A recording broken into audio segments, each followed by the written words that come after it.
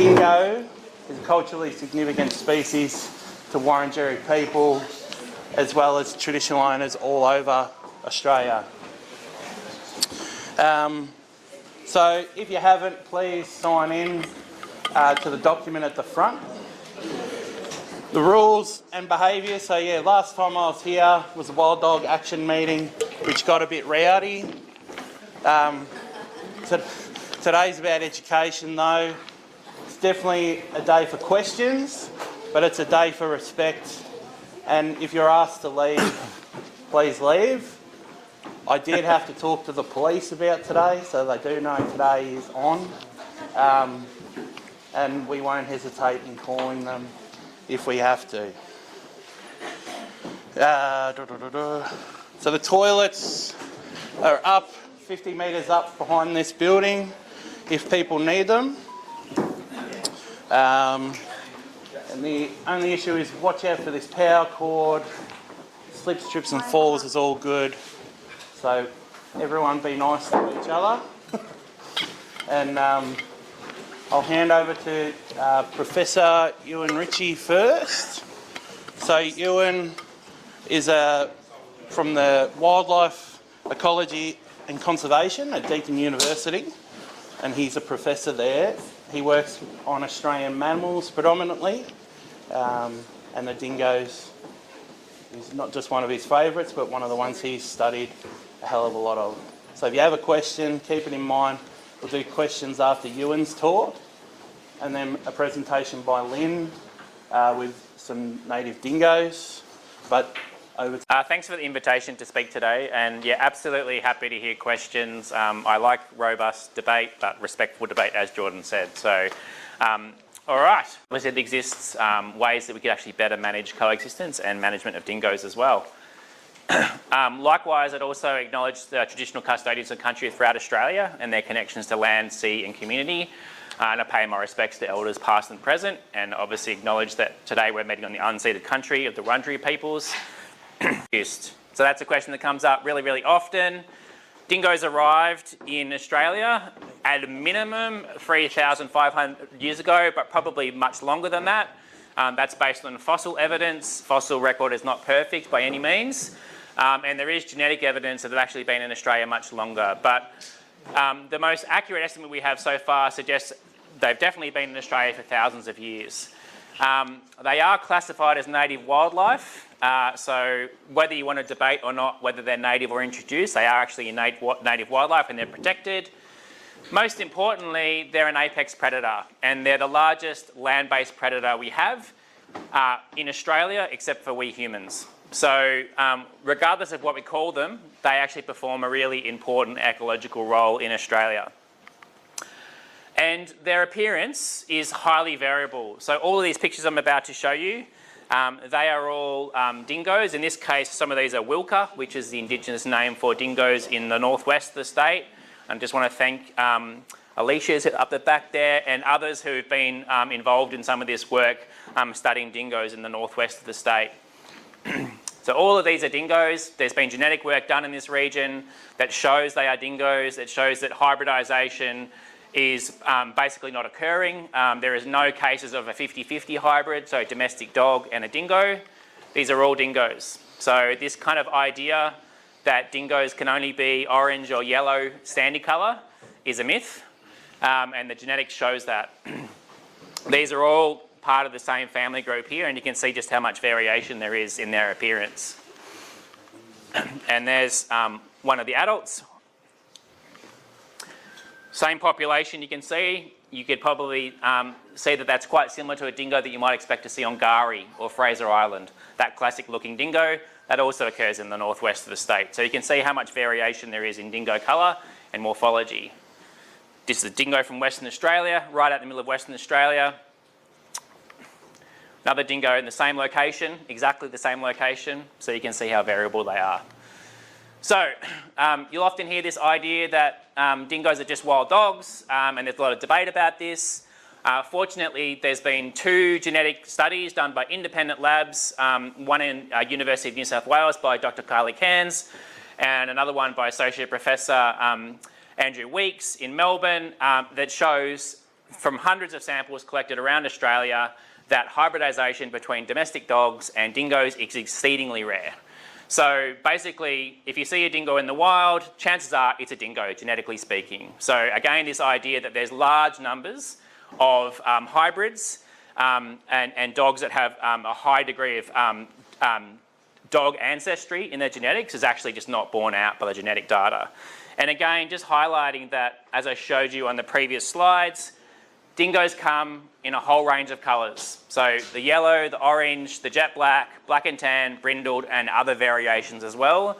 They are all dingoes, and the genetics again shows that. So some really quick dingo biology for those that don't know much about dingoes. As I said, they're the largest land-based predator we have in Australia, except for we humans. They range in size from roughly 15 kilos on average to 20 kilos. 20 kilos is more likely in alpine areas, in cold climates, out in the middle of the arid zone, and in northern Australia you tend to have smaller bodied dingoes, so more closer to that 15 kilos. About a metre long, and you can see roughly 50 to 60 centimetres at the shoulder. As I said, they arrived in Australia roughly 3,500, but possibly much longer ago. And this upper estimate is actually really interesting because if they did arrive much longer ago in Australia, then that actually means they could have walked across by themselves. So those who know, of course, how much sea level has changed between Papua New Guinea and Australia, if it was more than 8,000 years ago, basically they could have walked across from Papua New Guinea by themselves. So the idea about how dingoes even got to Australia is still being debated, and hopefully at some point we'll have a better estimate of the arrival of dingoes based on genetic data as well as fossil data, and we'll be able to narrow in on that estimate. So they have an annual breeding cycle. They breed once a year, so that's different to domestic dogs, and around a 9-week gestation and litters of 4 to 6 pups. As you can see, the pups are reared in a whole range of different areas, whether that be in hollows, under rocks, in caves, wombat burrows, etc. And they're fully grown around 7 months or so of age, and adults can live for about 10 years in the wild. Now, there's obviously lots of variation around this, depending, of course, where you are in Australia. They're social animals. Hello. They can live in groups. Some of those groups can be moderate in size, up to about 10 individuals. You don't get dingoes in really, really huge numbers like you might say with wolves. So grey wolves in the US, it's not uncommon to have 30 or more wolves in a pack. You're not going to get that with dingoes. That would be exceedingly rare. It's quite often you'll see dingoes in pairs and quite often also by themselves. So they can live alone quite regularly but come together to hunt, to socialise, and of course to breed and raise pups. The area that they live over, again, varies a lot. So if you're in really productive areas where there's lots of food, lots of water, their home range, the area that they move over, can be quite small, around 20 kilometres squared. Again, out in the more unproductive areas, places like the arid zone and so forth, that can blow right out to 300 kilometres squared because they have to move a lot further to find the resources they need. And likewise, therefore, the density of dingoes varies a lot depending on which part of Australia you're in. So dingoes do kill livestock. That's a fact. They do attack and kill livestock. No one is disputing that, okay? So we do have this problem with livestock, and I'm going to get more to that, of course, about how we might resolve that towards the end of the talk. And it ends up in situations like this, with also the dingo barrier fence, the longest structure, longest continuous fence in the world, over 5,500 kilometres long, which is aimed at excluding dingoes from the more productive areas of southeastern Australia, which is predominantly sheep and goat areas. Outside of that is predominantly cattle country and less productive. You can see this in Victoria, you can see this in Queensland, in other parts of Australia. And these images actually make me really sad for the dingoes, but also for the graziers, also for Indigenous people and for environmental scientists. No one is winning when you see images like this. To me, that's a situation of failure because, of course, graziers are frustrated and others, of course, are frustrated too. And I want to get more to about what we can do about this. Why does it matter so much? As I said, dingoes are a top predator. So dingoes sit at the top. This is an ecosystem. This is more like an arid ecosystem, but you could just swap in different species, if you like, for different parts of Australia, different ecosystems. One of the big effects they have is on herbivores. And I'll get to this in a second. Kangaroos, emus, wallabies, which are grazers, and they of course affect vegetation. That affects a whole range of other species that rely on vegetation, whether it be for cover, whether it be for food. They also affect smaller predators, and in the case of Australia, invasive predators. So the red fox and the feral cat, which have been devastating for native wildlife. So Australia has the highest rate of mammal extinctions in the world in the last few hundred years, nearly 40 species. And a large number of those are due to the impacts of feral cats and foxes, and dingoes actually help to deal with that issue. So you can see that dingoes, by affecting herbivores, affects plants and vegetation. This is also, of course, affected by other things like fire, rainfall patterns, soil fertility, and then vegetation affects invertebrates. So invertebrates are a really important part of ecosystems. A lot of animals eat invertebrates. And then, of course, we have other species as well. So small mammals, reptiles, birds, and so forth. So you can see it's all linked together. And that's a really important thing to remember, that if we manage and interfere with dingoes, we interfere with the whole ecosystem. And so I started my work on dingoes back in 2008, working on dingoes in a whole range of different locations across Australia. You can see we covered a lot of ground. Each one of these little pairs of dots is 2 really large cattle stations. The only thing that differs is whether they kill dingoes or not. So the environment is similar, the stocking rate is similar, they both have cattle on them. The only thing that differs is whether one decided to be managing dingoes or one did not. And you can see that occurred in a whole range of environmental types. So we've got, this is up in Cape York, so you've kind of got tall open forest, the middle of central Australia, and so on and so forth. And we monitor dingo populations with camera traps, as well as looking at sand pads, so looking at tracks on the ground as well. And first result here you can see is this is how many kangaroos you have in different parts of Australia in baited, so that's where dingoes are being controlled, or unbaited, where dingoes are being left alone. So the red being where dingoes are being left alone, the blue being where dingoes are being controlled. And you can see basically overall that if you control dingoes, you have a lot more macropods. And kangaroos, wallabies are native animals. We love them, but we as humans have modified the environment since European colonisation. We've put in water, we've done a lot of land clearing, we've gotten rid of dingoes in many locations, and also Indigenous hunting has ceased in many places as well. And we have a lot more kangaroos now to deal with, and that causes issues for the kangaroos themselves, becoming overabundant, and in the environment. And it creates really, really difficult situations for people about how do you manage those kangaroo populations. Dingoes are out there managing those kangaroo populations 24 hours a day, 7 days a week for free. There's variation, of course, in how much they affect kangaroos because that's related to environmental productivity. So the arid zone is nowhere near as productive as, say, somewhere down in southeastern Australia. So you wouldn't expect to see really high numbers. And then what about invasive predators? This is a cat, if you can't see it. This is a dead cat, and this is a dingo walking down the road with a dead cat. So people say dingoes don't kill foxes and cats. Well, I can tell you they definitely do. So dingoes, because they are the apex predator, but because they overlap in part in the diet with cats and foxes, they see them as competitors, and they will chase them and in some cases catch them, kill them, and they also do occasionally eat them as well. So if we look at camera data, so many of you probably know what camera traps are. They're just these like cameras that you can strap to a tree or a post, a star picket. You put it out in the environment, an animal walks across in front of it, takes a photo, and you can see, of course, what animals are in those areas. You can also see what time of day that occurred. And so if you put up enough of those cameras out in the landscape, you can get a really nice picture of how different animals are using different parts of the environment. So I'll talk you through this graph. Going from left to right is the number of dingoes being seen at a camera location per night. And on the y-axis, going from the bottom to the top, is the number of feral cats being seen each night as well. And what's interesting is that when you get to, on average, 1 dingo per night at a camera location, you get 0 cats. So basically what that suggests is that there's basically this, if you have high dingo activity in an area, cats avoid those areas.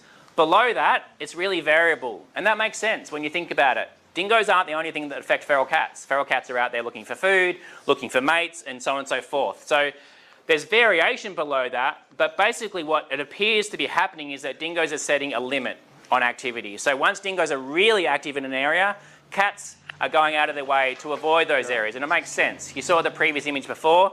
If you're a cat and you come across a dingo, especially in an area where you don't have a tree to run up into, a tall tree, then you might end up dead. So cats are going to do their best to avoid being around dingoes. Similarly, you can look at the time of day that cats and dingoes are being active. So this is from the same research paper that was done by a former PhD student, Layla Brooke. And on the top, we've got unbaited areas, and the bottom we've got baited. So baiting being 1080, of course. And you've got sunset, sunrise, and this is a 24-hour period. So each one of these is basically an hour period across that 24-hour block. All you need to see is that in the unbaited situation, you kind of got this peak of dingo activity around sunset and sunrise. We often call that crepuscular. And the reason why you have that pattern is that dingoes are hunting kangaroos, and they are very active at dawn and dusk when they're both coming out to feed and then going back into cover before the day starts. Cats are overlapping clearly in activity with dingoes, but you'll see that the peak of their activity is when dingoes are not most active. If you contrast that with this graph below, where dingoes are being controlled, you'll see that dingo activity is really reduced around sunset, and it has a peak around just before dawn. Cat activity has changed. So cat activity is super high just after sunset, right? So up here, we've got high dingo activity around sunset. Now we don't, and cat activity has gone up. For people who've spent much time, particularly in arid environments, you would know that just after dusk, it's still warm. You have lots of insects being active. Reptiles, small mammals, birds are all foraging on those insects. Perfect time if you're a cat to be out hunting. So the cats are out hunting because it's a great time to be hunting, especially because there's no dingoes around to worry about. So the dingoes have actually changed their behaviour, we think. We don't know exactly why, but probably to reduce time that they're out in those areas where they're being controlled, coming across humans as well. And so they have this really high peak just before dawn, presumably hunting kangaroos, but then they reduce their activity dramatically. So cats are avoiding dingoes both in the area of habitat they use, but also the time of day that they're active. So if you're a bilby or a numbat or some other small mammal, we have this concept of my enemy's enemy is my friend. So if you're a dingo out there in the landscape, by killing cats and foxes, the bilby benefits. Now, that doesn't mean that dingoes don't eat bilbies. They do. But they don't eat as many as cats and foxes do. So dingoes, which I'll show you in a second, eat other things in terms of their preferences, much less so than small mammals. Cats and foxes love to prey on these mammals. We often call them critical weight range mammals, 35 grams to 5.5 kilos. These are the mammals that have gone extinct more often than not in what we often call the cat and fox snack range. So dingoes are actually indirectly helping to protect some of these native animals that would otherwise be attacked and killed by cats and foxes. So what do dingoes eat? So this is a study that was led by a colleague and friend of mine, Tim Doherty. He collected data from right across Australia looking at dingo diet, both what was in their stomachs, but also their scats. So the great thing being a mammalogist is that you get obsessed working on poo. You can look at poo and you can look what's in it, right? You can look what they're eating. And if you look right across Australia, on average, by far and away, if dingoes have the option, they will go after the larger mammals, particularly kangaroos and wallabies. Pretty much everywhere you look, you'll see the same thing if there's a population of kangaroos and wallabies in those areas. Now, that doesn't mean there's not variation in Australia. So you can see these circles, different coloured circles and different size circles in different parts of Australia. These relate to how that varies. So really high numbers, of course, of kangaroos in southeastern Australia, not surprising because that's where the overabundant kangaroo populations are. Many more reptiles being eaten in the middle of Australia. Lots of rabbits in the arid zone. Insects. People don't think about dingoes eating insects, but they're quite happy to eat grasshoppers. So they're really, really generalist predators. And then small mammals in the middle of Australia as well. So yes, there's variation, but you can see, on average, larger mammals like kangaroos and wallabies are their preference, and then it flows down from there. I should say too, if any of this information you want to get later on from me, please just send me an email or ask Jordan. I'm very happy to supply any research, any further information that you might want. If we look closer to home, this is in the Alpine zone. This was done by a former PhD student, now Dr. Ailish Thompson. So you can see Mount Buffalo, Bugden High Plains and Mount Hotham. And we wanted to see what dingoes were doing in those alpine environments because there's been much less research done in alpine environments. And so you can see here again, they're going after larger mammals, particularly wombats, but also feral deer. So sandbar deer in particular is what they're going after. Now, you'll hear people say, well, dingoes can't possibly kill a really large male sandbar deer. Well, first of all, they can. There's video footage of them doing that in packs. But even if they can't do those individuals, they can definitely kill the young sandbar deer, which are much smaller in size. And the same thing happens with kangaroos. They typically go for the females, not the males, because they're smaller, and that has a big effect on the population. When it comes to wildlife out there, males are mostly irrelevant. The females are what's driving the population. So if dingoes are eating large numbers of females, then that will actually bring the population down. But also importantly, you can see that dingoes consumed about 30 times the number of invasive mammals than foxes did. And importantly, in this case, foxes are consuming 15 times more those critical weight range mammals. So dingoes are not having a big impact on threatened native mammals. They eat them, yes, but in very low amounts. But remembering, they kill foxes, and foxes are eating a lot more of those native mammals. So it's the relative effect that you need to always bear in mind, that they both eat them, but one eats them a lot, and the larger predator is actually helping to control the smaller predator. So I now just want to really quickly go through some work that we've been doing by another PhD student who's about to be a doctor, Rachel Mason, looking at Narcat National Park in Victoria. So a really nice contrast. This is the border fence. This area is baited heavily 4 times a year and extensively through the park. This is baited largely on the margins and not nearly as regularly. So it provides a really nice contrast because it's the same vegetation type pretty much across the entire region. The only thing that varies is the baiting regime for dingoes. I won't have time to talk through all of this today because there's too much to get through. One of the things we wanted to do was to ask the question, do dingoes even take the baits? Okay, so what's the impact of the baits? And we put those baits out, non-toxic baits. So we took liver baits that would be used for dingo control, but we didn't have any poison in them. So everything else was done the same, except for the fact that they weren't toxic. We put those out at multiple locations throughout Big Desert Wyperfeld. We monitored with a camera to see who found them, who dug them up, who ate them. And we did that at a range of distances from baited areas to see what the impact of the baiting is. So skipping really quickly to the results, only one dingo in this case took the bait, okay? So after 60 days. So this idea that putting out lots of baits is necessarily going to control dingo populations, it might in some places, it might not in others. So we had only one detection of a dingo actually digging up this bait.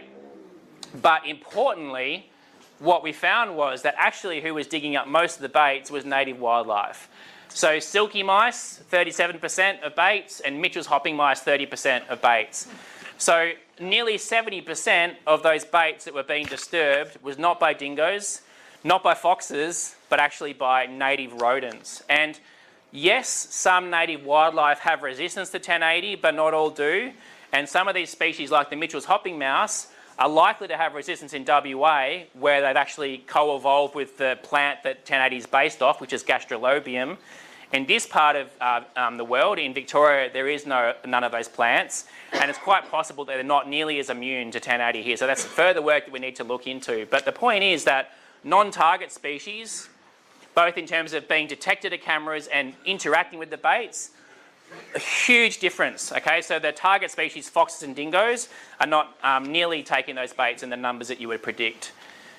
Another quick graph here. This is just the time it takes for each one of these different animals to find that bait. So you can see the dingo in this case took 60 days. The foxes are typically around 2 weeks or more.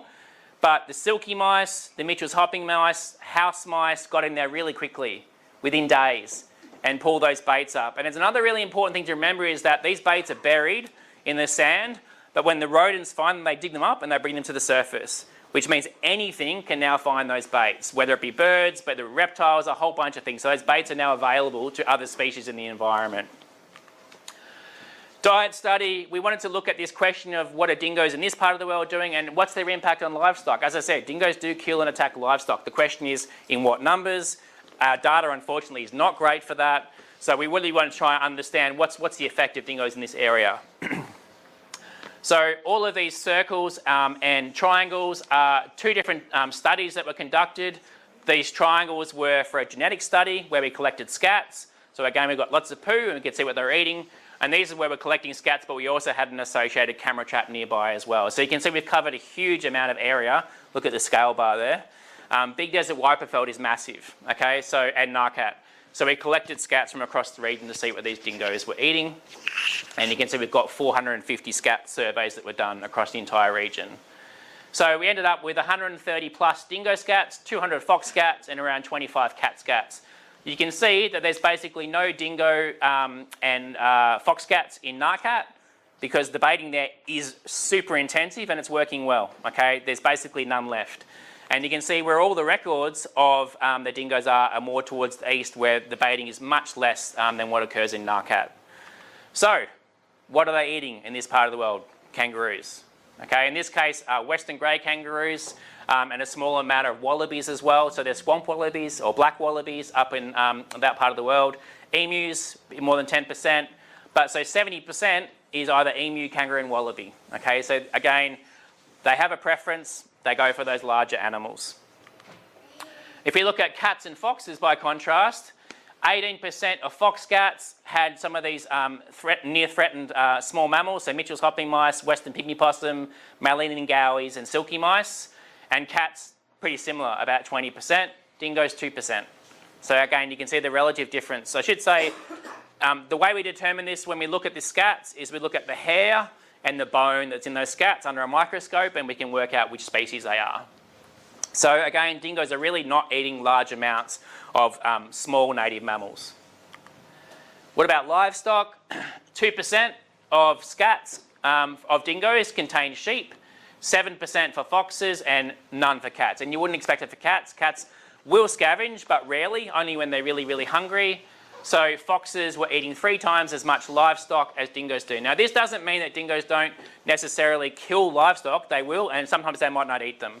But what it does show is it's not happening in a large amount. So I'm not saying for a second that dingoes don't kill livestock and eat them. Sometimes they do. But the amount, in this case, suggests that it's quite low compared to what's often reported. And this is a problem, unfortunately, with conflict and management, is that we don't actually have great data to know the exact impact of dingoes. And we should if we're going to try and make management decisions. I want to quickly move towards the end now, and I just want to make a non-ecological point, is that, you know, dingoes have a whole range of values, and some of those are ecological, but they're also cultural. Okay, so many First Nations peoples will describe dingoes as being kin. So they see them as that close to them. They are family members. And then, of course, when you think about what happens to dingoes in some parts of Australia, you can imagine how that feels for them. So I'm not going to dwell on this because I'm not a First Nations person, but I want people to bear this in mind. And if you want to read more about that, about, you know, the impact this has on First Nations communities, but also how we can resolve this, including with graziers, I wrote a conversation article here together with some First Nations peoples, if you want to read more about that.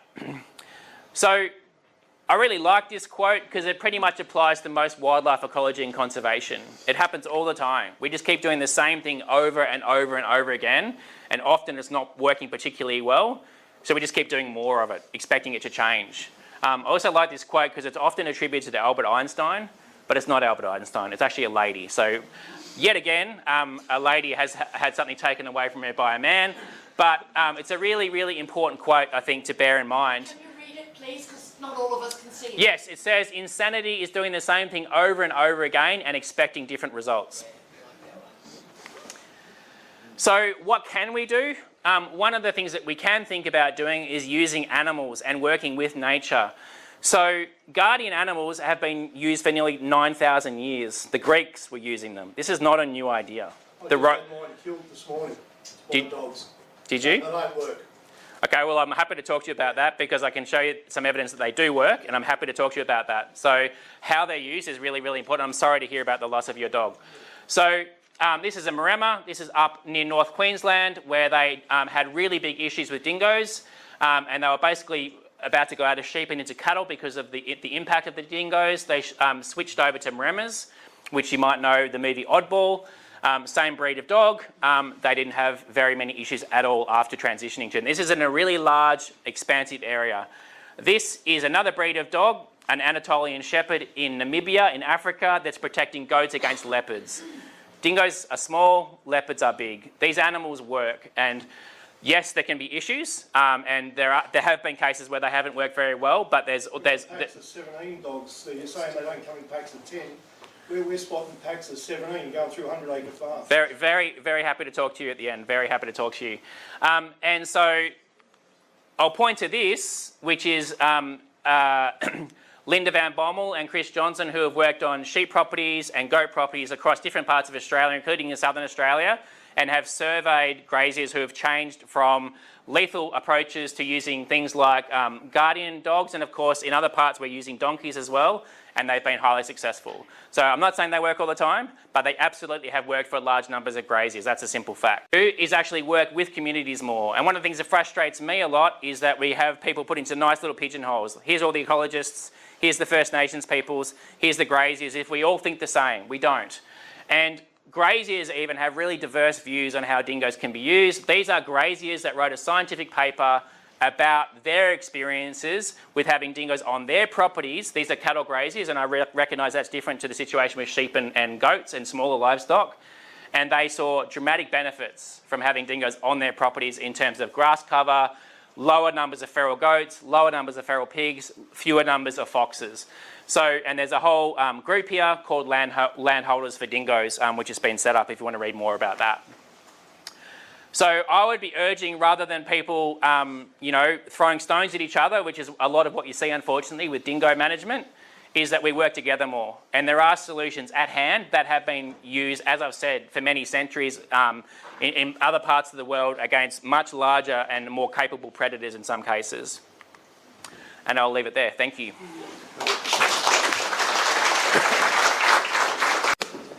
We're probably They're just going to go and 2 get questions. number. Yeah, okay. Oh, you want to do questions now? Yeah, just for you and yeah. Time for 2 questions. One down the front. Yep. Anything about the pack and structure of dingoes versus when the baiting and things maybe disrupts that, or whether that has a... Yeah, unfortunately we don't have a lot of experimental studies of that, but there have been studies that have shown, for example, that dingo numbers have gone up higher after control, not gone down, and that breeding of dingoes has gone up and that attacks on livestock has gone up. And the same has been shown for wolves and coyotes in the US. And part of that we think is because of this destabilisation. So when you have a stable pack that occupies an area, they will exclude other dingoes in those areas. They will also regulate the breeding more. When you break that down through constant baiting, what you end up with is a really young population, often 2 years of age or less, and we know this from Queensland, and they don't learn how to hunt and they target livestock. So there would be great to have more information about that, but there is some information out there. So, but yeah, it's more work is needed in that area.